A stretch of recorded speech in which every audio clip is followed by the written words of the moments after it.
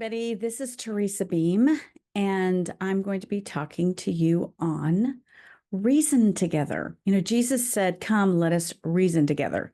So that's what we're trying to do on this series. Now, don't get this confused with Adventist Talk. That's Adventist Talk is where we talk with other Adventists about, or former Adventists about all things Adventist. And so, but this one, we've got a bunch of guests for April. It's just for some reason, March has been difficult to get some guests. So anyway, but look forward to April because we're going to have a bunch of people. Brian Mercier, Miles Christian from Answering Adventism, Lawrence Else Lawrenston, and that we know him better as Thunder. So anyway, they're going to be back on the show, and we're going to be talking about discovering the Sabbath after Adventism.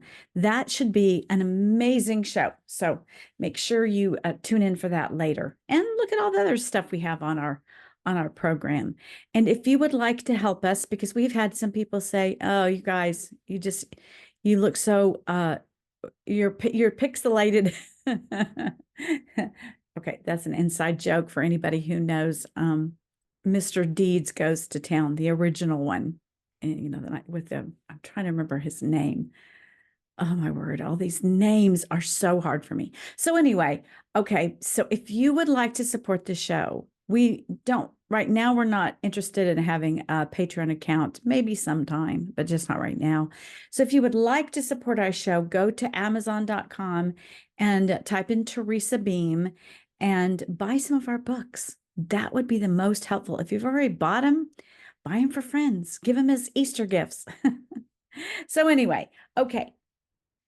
So what I would like to talk to you about today is actually going to be kind of more serious. And I'm going to be talking to mainly Seventh-day Adventists out there and former Seventh-day Adventists. But I think that Catholics will find it interesting because there are Catholic boarding schools too. But today we're talking about boarding schools, or Seventh-day Adventists call them boarding academies.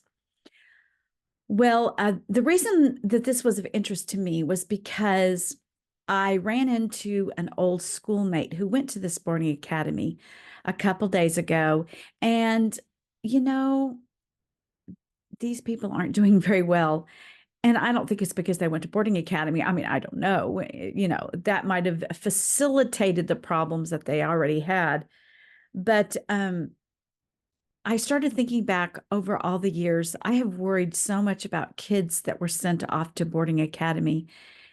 And so I thought, even though boarding academies in the Adventist denomination now are kind of being kind of weeded out because nobody wants to support them anymore, because most parents want to stay home with their kids, even until they're 18, or want to at least have their children home for them. But anyway, so I want to tell you about my experience in a Seventh-day Adventist boarding school. And it was high school. That's why they called it academy. I don't know if they were trying to sound like military or something, but it was on the border of Texas and Mexico. And in general, the teachers were nice people. The students were, high school age and got into the same trouble, but they were probably more or less normal teenagers that were sowing their wild oats during that time. And it was in the 1980s, so you'll know how old I am. Now, what is a Seventh-day Adventist boarding school like? Well, if you've ever seen the movie Oliver. Lisa, I want some more. It's not like that. Materially, In other words, it's not quite like the movie, but I would say spiritually, my experience in the Adventist boarding academy was spiritually as bad as Oliver. I don't think anybody meant it to be. There was, when I look back, there were no bad characters in the school I went to, but it was just, and I'll get into it. But let me just back up for 1 minute because I want to tell you, when I started meeting some people that I had gone to school with during those years, some of them were some of the most popular at the school. Quite literally, I was jealous of some of these people because they were the ones that wanted to be dated. They were the ones that, were the cool ones, and they seemed to be the happiest. And to find out they weren't. They look back on those years with a lot of a regret, and they don't think of it as a good time. So they weren't quite as happy as I had thought they were. And I think most people perceive them as pretty happy. And then, of course, I've met lots of them that were quite happy. But we all perceive the same events quite differently. And so as I've gotten older, I've looked back at those timeframes, of course, because of the time frame itself, when you're in high school, that makes a huge impact on your life. And I know that I thought no one experienced academy like I did.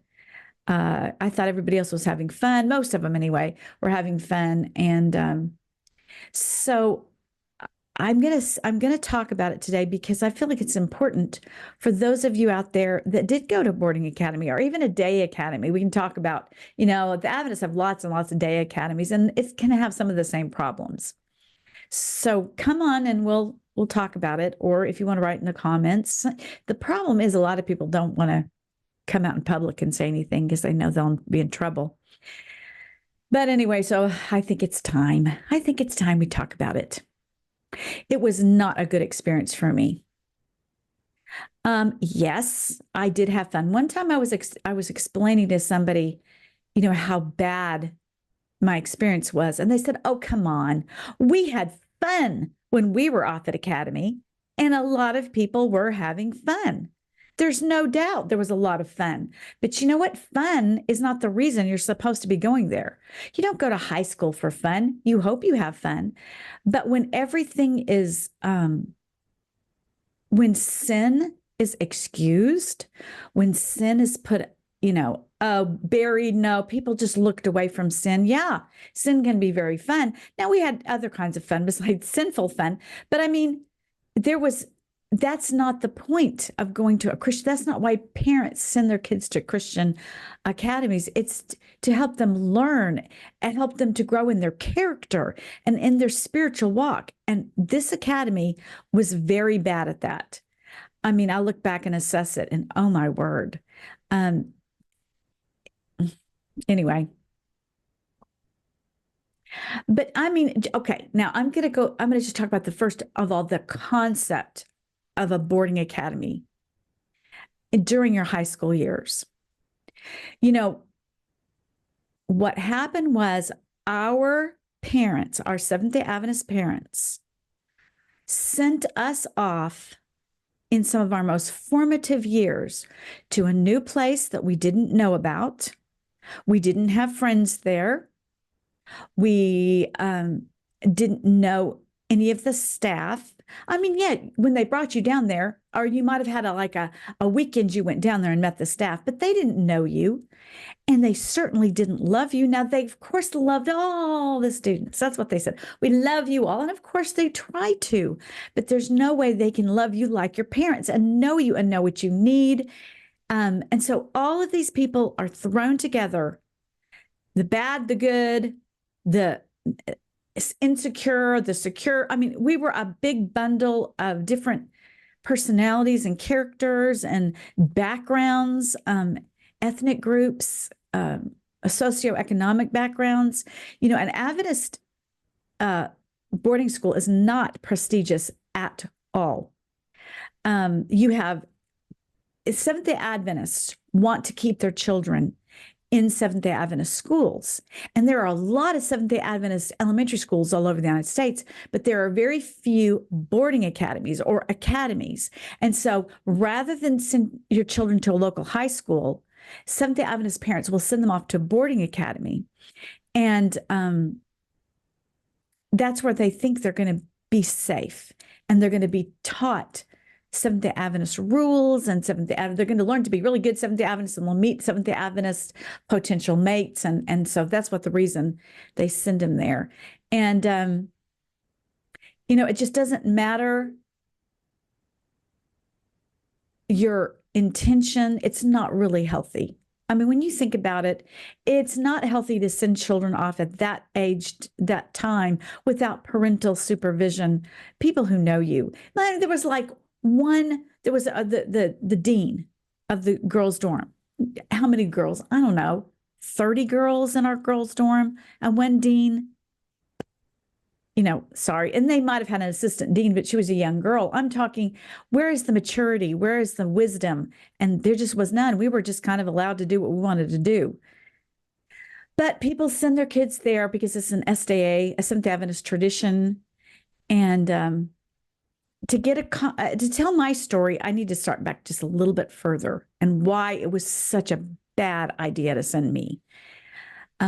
We grew up in Dallas, Texas, and I was a big city girl. And we had a family with 6 kids.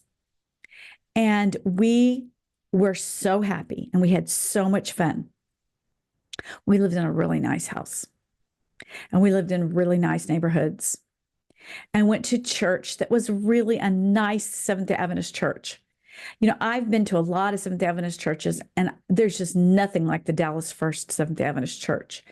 When I grew up there in the 60s and 70s, they were just really a lot of spectacularly wonderful people. The Rices, the Cunninghams, the Gillies, the Collins, and there were just so many more. These were A1 families. And my childhood was bright and exciting and happy, and we all got along, and we just had so many friends, and they were fun.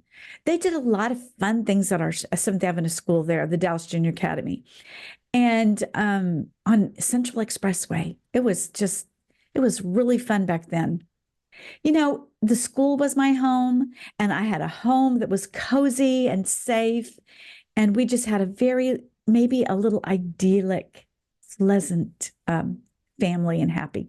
I mean, we were compared with the Osmonds because we all sang together, the Brady Bunch. I mean, we were just happy. And my room in Dallas was large, and we had big windows that let in a lot of warm sunlight. I had a nice bed with warm covers. I mean, my mom really tried to make it a beautiful home. But my mom worked, and so I was kind of in charge. Now, right before I went off to academy, I was in charge of dinners for the family, and I watched my brothers and sisters when my mother was at work, and that was usually every day after school. And I felt like an adult. I felt like the mother of these.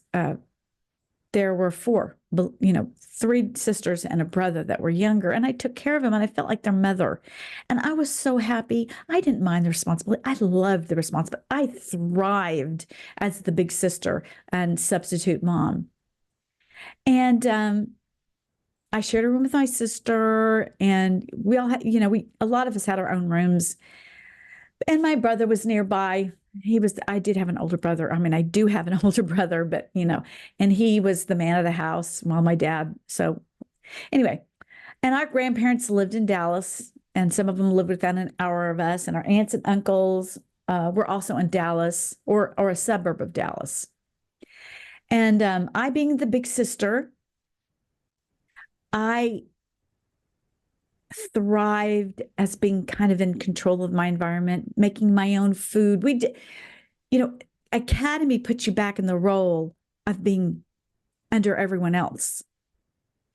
And it wasn't that I mind at all. I was a good girl. I wanted to do what was right. I didn't mind being told what to do at all. But I had now been years, at least 3 years, being in charge of other people, in charge of children, and just to have that ripped away and then you don't do any more cooking. It was weird. It was a traumatic experience to have that. And we were very innocent. In our family, it was very, very, and my parents were very careful about what we watched on television. And we weren't allowed to listen to rock music. I remember my dad, there's an Adventist group called Heritage Singers. They were like, oh, if you knew anything about them, just put them on, type in Heritage Singers, the Seventh-Day Adventist group on YouTube and listen. And this was my dad considered wild music. We were not listening. And he frowned very much. He was actually, we had some of them over to our house, to spend the night when they would come and tour in our area. And because we had a really nice house and everybody wanted to come to our house. But my dad kind of frowned on that. He was very nice to them, but he did not like the music. And so anyway, he was very careful about what we listened to. Even Barry Manilow was way too wild for him. Copacabana, no, no, no. So I had a beautiful, beautiful world. And when my mother sent my brother and I away, it really crushed me. It just crushed my world. And my mom didn't take me for the first day of school. My grandmother drove me 10 hours from Dallas south to the border of Mexico. And all I can tell you, it was the very opposite of Dallas. It was poor and rural. And when my grandmother drove us up, I just panicked. I mean, everything was incredibly ugly. The campus was made out of cement blocks, simple and very sturdy. It was very sturdy. It would last, for 1,000 years because it was so sturdy. But I mean, it just did not make, and I'm sure there wasn't just cement blocks, but that's what went into my mind is, oh my word. Oh, nothing but one story. I don't remember anything being more than one story. So it was like this low to the ground, little tiny campus. There was in grades 9 through 11, I think there was 100 students. It wasn't big. Now I could have that wrong, but I mean, it was around 100 students. And I looked at it and I said, oh, this looks like a jail. It looked like something that, well, anyway, so that's what I thought, a prison. This is a prison. My grandmother and I were led down a long old hall in the girls' dorm. And I looked down and I thought that the rugs were so outdated. And I don't remember if they were old or not, but in my brain, they were like, oh, these are so old. And I thought they were worn. And my room was at the very end of the dorm. And when the dean opened up the door to my dorm room, or what they considered a room, I remember having to steady myself and try to be brave. I'd often gone to the jail in Dallas with a Seventh-Day Adventist group from the Dallas church, and we used to sing to the inmates. And then one of the guys would preach. And I thought, this is what this reminds me of. The walls were painted white, the cement block white. I mean, there was no drywall. It was just straight cement. Okay, this is the way. I mean, it was like 1980s. So in the 80s. So honestly, I hope I'm getting this right, but it was. I'm not exaggerating how dismal it was and how prison-like it was. And so the bunk beds, were right next to the walls, and no frills, nothing, just, a little slab of a mattress. And okay, so next to this little tiny room, there was two small, I don't know, maybe they were 3 feet. That's probably being generous. On one side was my dark little closet. And then on the other side was for my roommate, who I had not met yet. And then there was a sink. And that's all. Nothing cozy, nothing warm, nothing pretty. But that's not the worst. I was like, I'm going to have to share a bathroom with another girl. I don't know why I did not anticipate that at all. But I did not anticipate having to share a bathroom with another girl. but it was worse because there was no bathroom in that.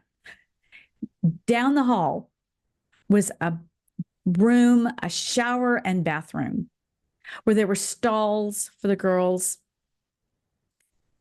I remember I was so modest. I was so modest. In front of my sisters, I was modest. I was just a modest person. And when I saw that I would be thrown into a public shower and bathroom, that was the worst. I was like, okay, take me home, grandmother, take me home.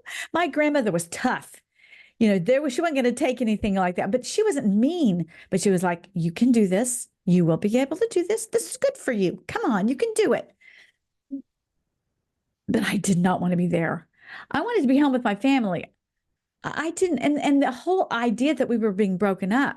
My brother and I were sent to the same school at the same time, so I had my brother there, but that was just not the same. Why was my mom and dad okay with us all being broken up?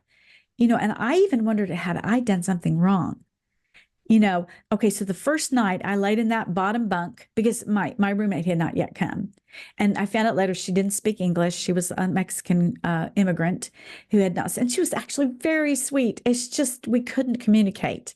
And she worked all the time. She would work until 11 and 12 at night, and she would come in and flip on the lights, and I couldn't sleep. And anyway, so I was laying on that bottom bunk because I gave her I thought that was being nice by giving her the top bunk. But anyway, so I felt like, I felt like the bottom bunk was claustrophobic. And so I was going to do that to my girl, to my roommate. So I did that. And then I saw a lizard coming down the wall on the inside. And I just, no, this can't be happening, because I'm sure the walls were cool. The cement blocks stay cool. And I knew the lizard was looking for something warm, and I figured it was going to be me. And so I just couldn't sleep that whole night. And, I kept thinking, why did my mom and dad do this to me? Now, I'm not sure they even knew what it was like down there. I don't know that they checked the place out. It was a Seventh-Day Adventist boarding academy, and I figured they all thought that it was going to be like, my mom's first experience at a boarding academy was I think junior college, and she went to Keene, Texas, and I can tell you it was 100 times nicer there. But anyway, so deep down, I felt like the forces that control my life, and I don't mean my parents, my grandparents, my aunts and uncles, all those that influenced my parents, including the pastors and all the Adventist background, looked at my parents, and especially me, said, she's been raised around money. That girl, she needs to be punished because, they thought that would develop my character. This was what was going on in my mind. I have no idea if this is the way it was or not, but they said, okay, she lives in an exclusive, area. Now, I'm not saying I did, but that's how I was perceived. Our family was perceived as having tons of money. And so they needed to throw me into the snake pit to see if I could survive. I needed some reality to what had been my perfect little life. I needed some toughing up. Well, that's what I felt. I felt like I was there to be toughened up. And my parents raised me to be kind no matter what, to make the best of things. And I felt I was being tested, if not directly by my parents, but by God. I had been given that little terrible lemon, and I was going to make lemonade. I was Cinderella, who had been placed in the attic by a wicked stepmother.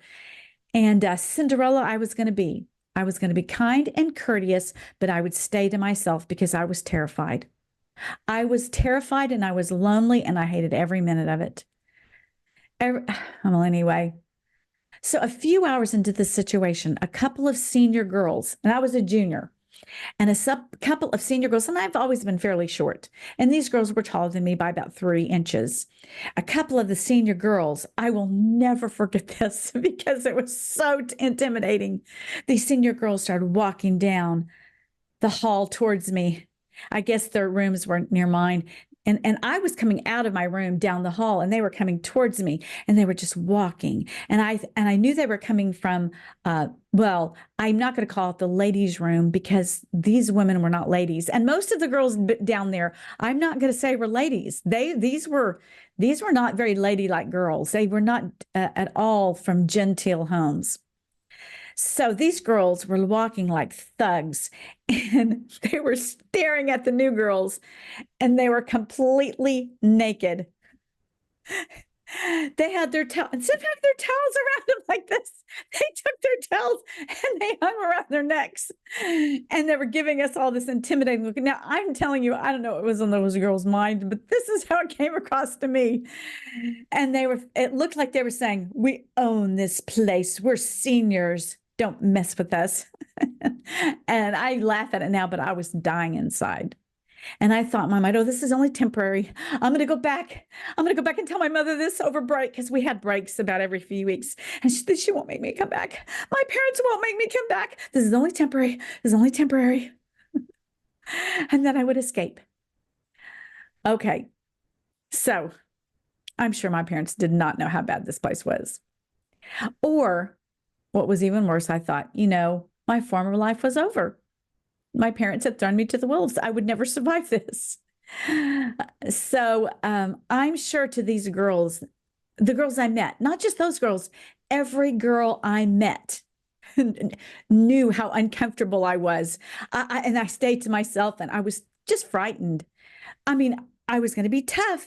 I wasn't going to cry. I wasn't going to be ugly to the girls. I was going to make my dad proud. My dad wanted me to be tough. I could tell that from the time I was about 3 years old. My dad liked tough girls, or he at least wanted me to be tough, and my sisters.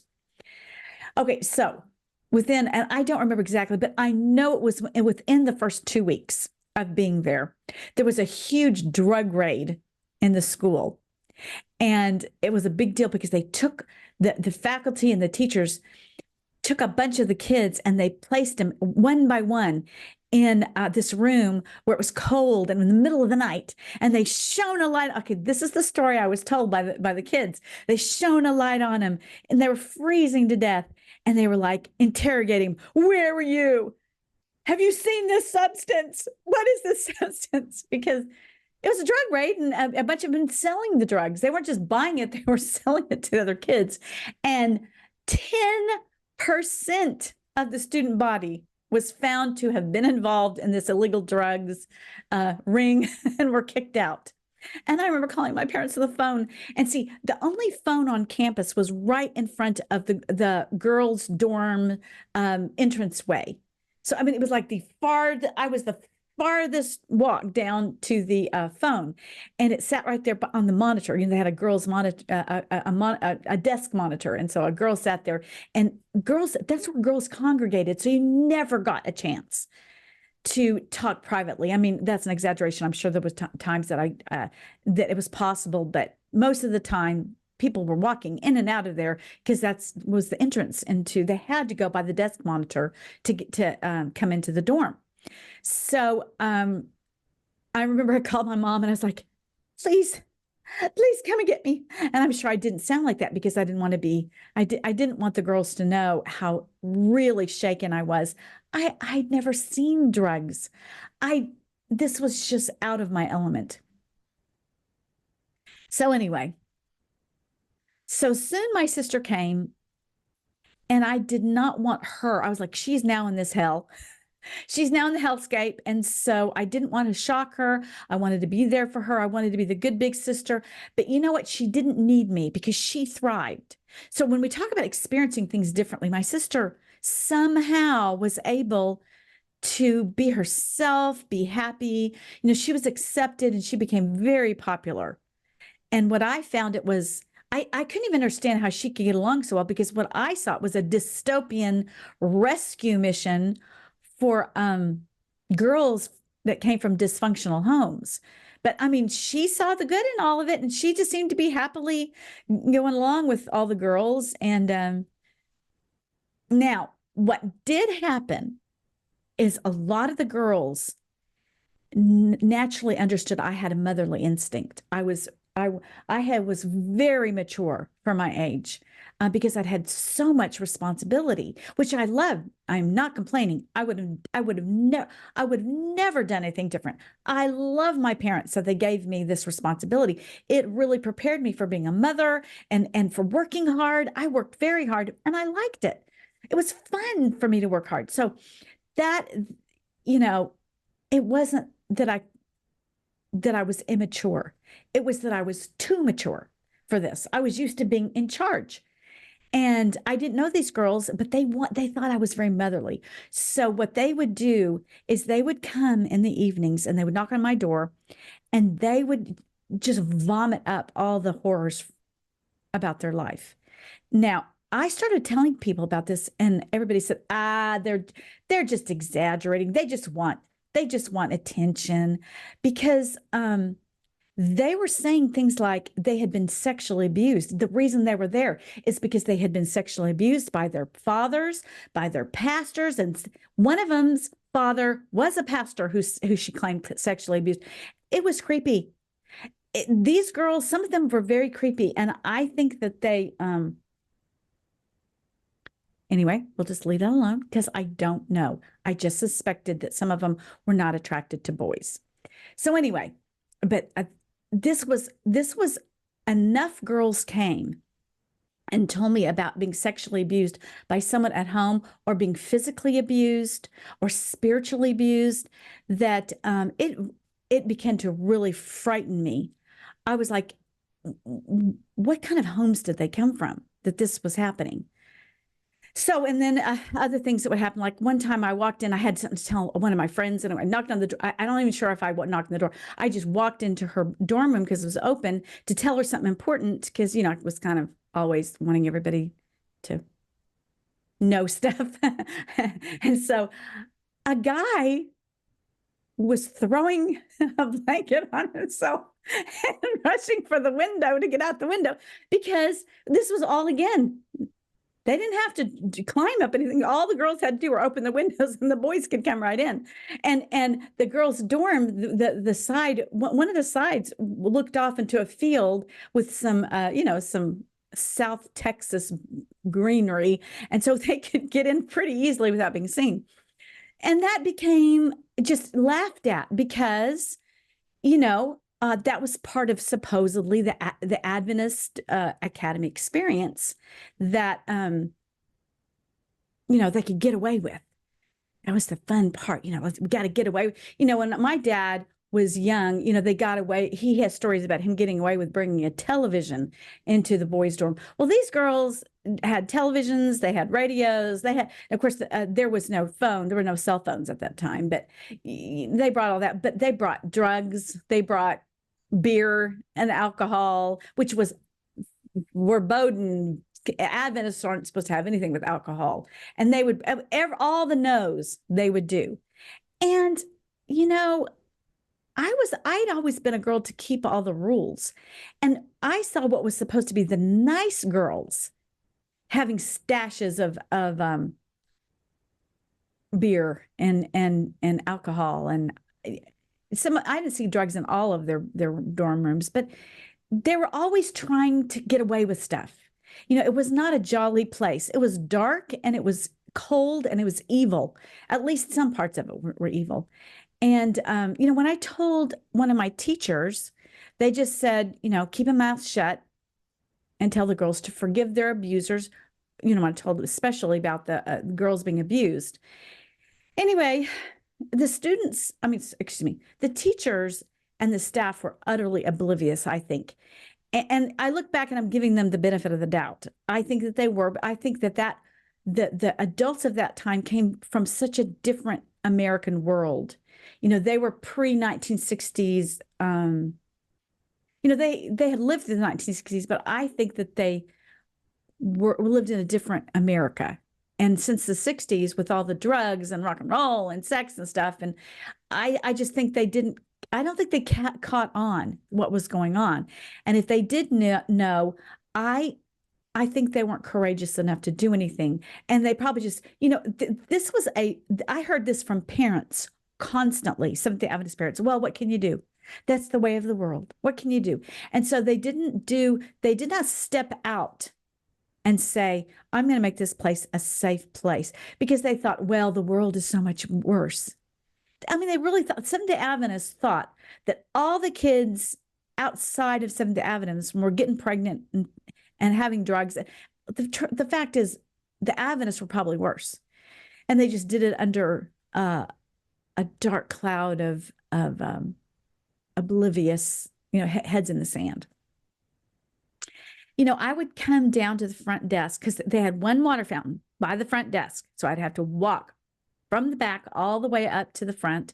And like I say, all the way. I mean, it was a nice long dorm, but what, 30 girls, 15, maybe, blah, blah, blah, 10 dorm rooms, because not all the dorm rooms were filled. There were several dorm rooms that didn't have girls in it. So anyway, but I would have to come in my nightgown, because in the middle of the night, if you get thirsty, there wasn't bottled water back then. So, and we didn't have, I mean, I'm sure some of the girls had glasses that would, but when I first was there, and plus you run out of water and all that kind of stuff. So I went down to get a drink, and this was a hot place. And even if you were to get water out of your sink in your room, it wasn't cold. And so you had to go down to the water fountain. And so anyway, I remember going down in my gown, and this wasn't common. This was a girl's home. They would walk around in their underwear and their little teddies. Some of the girls wore little teddies around. And the girls' dorm husband, I saw there at least twice at 1 o'clock or 2 o'clock in the morning, just milling around the front part. And I thought, I was so stupid. I was like, well, that's odd. I guess he's a soldier and he's protecting. Something must have happened. He came out here checking. No, that's not true, because I also saw him eyeing the girls.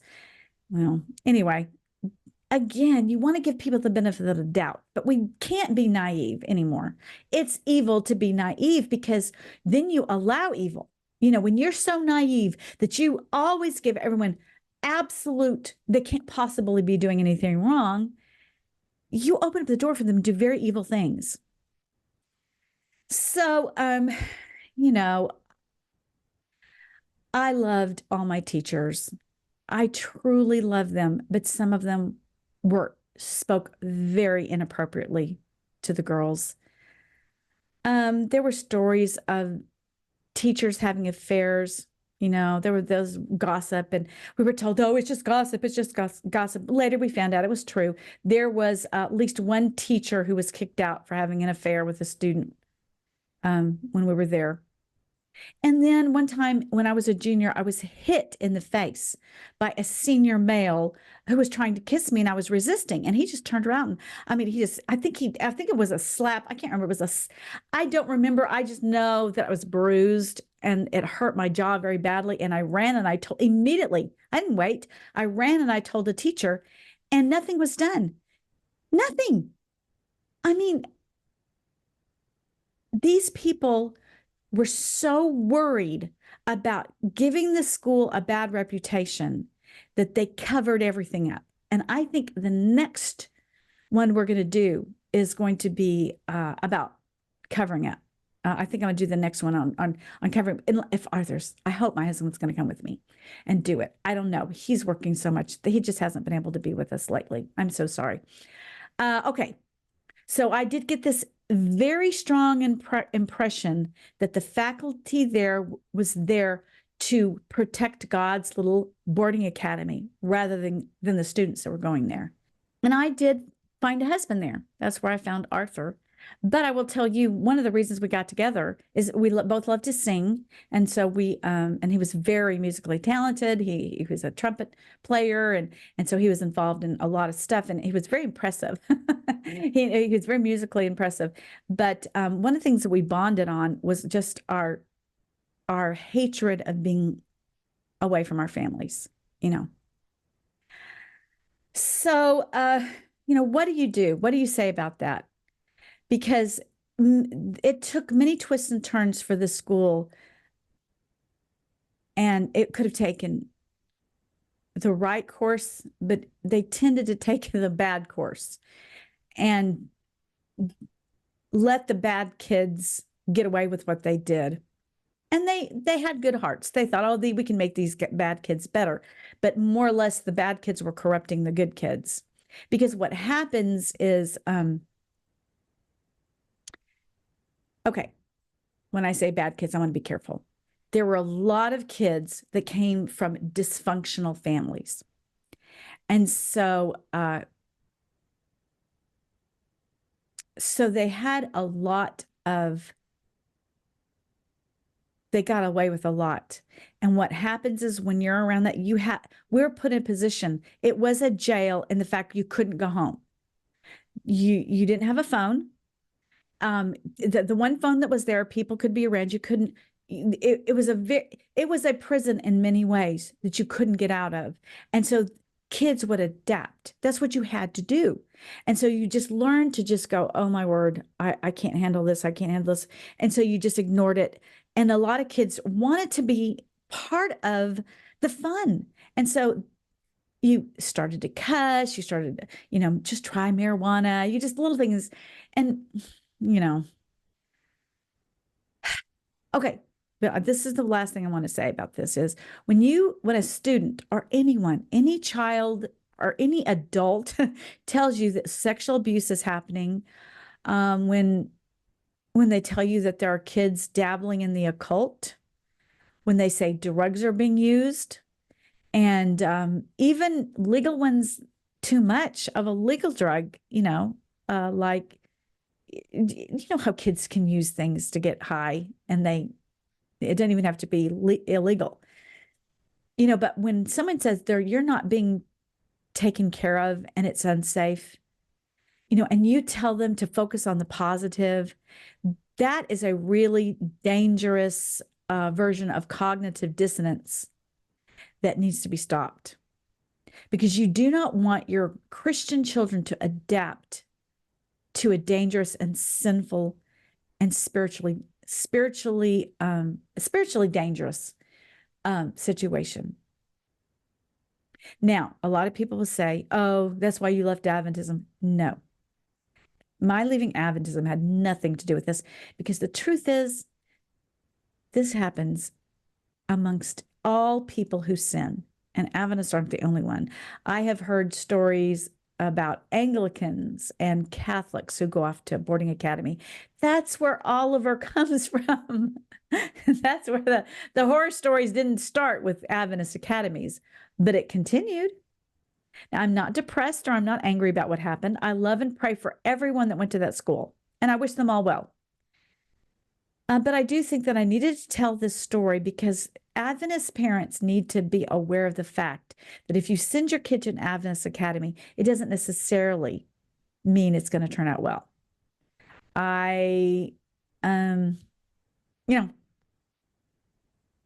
wasn't by any means alone in my experience. And the older I get and the more I talk to students who went there, the more I see there was a very great minority of us who did have bad things happen, and we didn't thrive, and we weren't better for the experience. So, did you go to an SDA boarding academy? Was it the best thing that happened to you? Was it horrible? If you want to talk about it, let's talk about it. Don't just put it in the, it's hard. Because if you put it down in the comments, you might have your actual name attached to it. And a lot of people don't want to do that. But I mean, if you can talk about it there, leave me a message. We want to get the word out to everybody. This isn't just me. This isn't just me. Lots of people feel this way. I wouldn't have brought it up had I not felt very confident. Many people had this experience in an SDA school. And is there a reason you think that no child should be sent off when he's in high school? That's just not a good thing. And I'm not talking about college. I'm talking about high school and below. What was it like for you? We'd love to have on a guest who had a strong opinion either way. So let us know what your experience was like, and maybe we'll ask you to be on it as a guest and talk about it. And okay, well, In all things, we want to glorify God. And even this discussion, it was meant for good, and it was meant to warn people of making sure we want our children in heaven. I know all Seventh-day Adventist people want their kids in heaven. And so we just have to do what's right and not just follow the crowd. Adventists are always told, don't follow the crowd. You're going to end up worshiping on Sunday. And so don't follow the crowd as Seventh-day Adventist Christian parents. Oopsie. Because following the crowd in this really may not be the best thing for your child. God bless you, and be holy.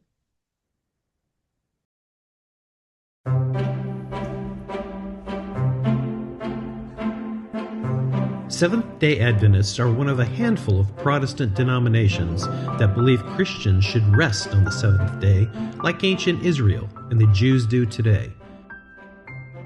They base this belief on the Ten Commandments. In addition, they believe the seventh-day Sabbath is the only day God set aside as a special day of worship. Adventists teach that in AD 321, the Roman Emperor Constantine issued an edict declaring Sunday as the day of Christian worship, and that the Catholic Church caved to the emperor's edict by shifting the sacred day from the seventh to the first day of the week. But did the Catholic Church really change the Sabbath day to Sunday? Is there really more to the story? We begin a new series that will be exploring the answers to those questions. We will start at the beginning from Genesis to Mount Sinai, to the life of Christ, to the Reformation, through the 17th century Sabbath wars, all the way to the end of the world. We will be telling the epic tale of this holy day. This is the story of the Sabbath.